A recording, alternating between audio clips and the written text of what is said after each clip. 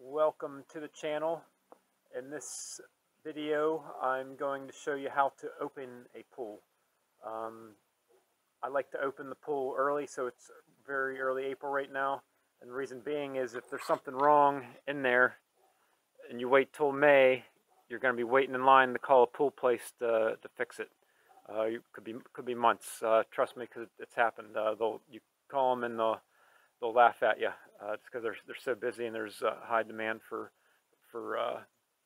pool help. So you want to learn how to do all this yourself, save the time and frustration from having to call pool people to come and maintain your pool for you. So let's start with the first step here, which is going to be removing the blue tarp here. So I have two pool covers. This is a winter cover and a second cover. So this second cover here, this is a $40 cheap cover. What it does is it helps prolong this expensive winter pool cover, because sunlight could actually go through this winter pool cover and cause more algae to grow in your pool over the winter. So last year whenever it opened up, we didn't have this, the pool was all green. So this year we added this extra blue tarp here to help prolong the winter cover. So I'm going to go ahead and remove all the weights and get this blue cover folded up, take the pump out as well, and get it ready.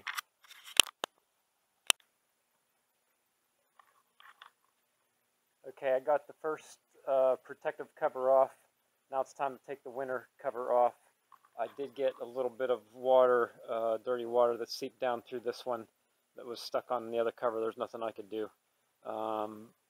Also key, you should have a blower to blow all the dirt off of the as much as you can to get off of the cover so it doesn't get into the water.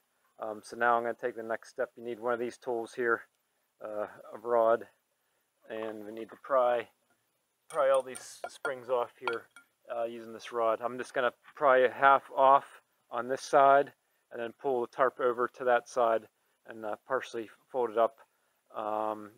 It's impossible to fold this one up real neat because it's real heavy, and I'll put it in the top of that the pool house in there. So, and also you want to say a prayer that whenever you open this up, that there's still water in there and your liner didn't get ripples in it from the groundwater or such, or a hole or anything like that, or sinkholes in there. So we'll cross our fingers as we take the winter cover off here. Alright, we were successful this year. The water's clean because we added that second cover on top of the winter cover. I'm going to leave this out for a day to dry off before putting it up in storage. Now I'm just going to start cleaning up, screwing all these things back into place, clean up a little bit here. Alright, quick update. Takes several hours to fill the pool, so got the hose in there going. Obviously not going to be filled till tomorrow. I'm going to keep on plugging along here. So I'm going to undo those plugs right there, and I'm going to take these plugs out of the two skimmer baskets over there. I also brought the pool, I'm not going to put it on tonight, but the solo cover, brought that around. Alright, a couple more steps. Let's go ahead and drop the skimmer baskets into the skimmer. And we're going to go ahead and install the steps and the rails. So you put the railing down in there, slide that into there, screw that down, crank it down. So we're going to go ahead and do that next. Also, put the plates on the jets. Okay, still filling the pool up with water, getting pretty close to being able to turn the pump on. You want to wait till it's up past the skimmer basket. Go ahead and put chlorine in the chlorine floating filter there. Next step, we want to connect the chlorine feeder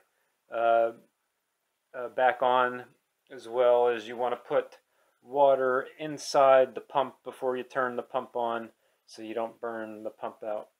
I also tighten. You want to clean your filter before putting it together. So I screwed this all down. The biggest concern is each year I could get a leak out of here because it's stripped or old. So you got to watch when you turn the pump on. If water's coming out of here, you can crank it down a little bit more here. So we'll take a look at that when we turn the pump on. All right, just about done. So basically find your breaker, turn it on, make sure that your timer is set on. I'll probably do a separate YouTube video on how to install a timer. And then check to make sure there's no leaks anywhere and you're good. Out here I wanted to show you how you could heat your pool. So pay the extra 20 bucks, get a big sump pump, one that has a 2-inch hose adapter to it.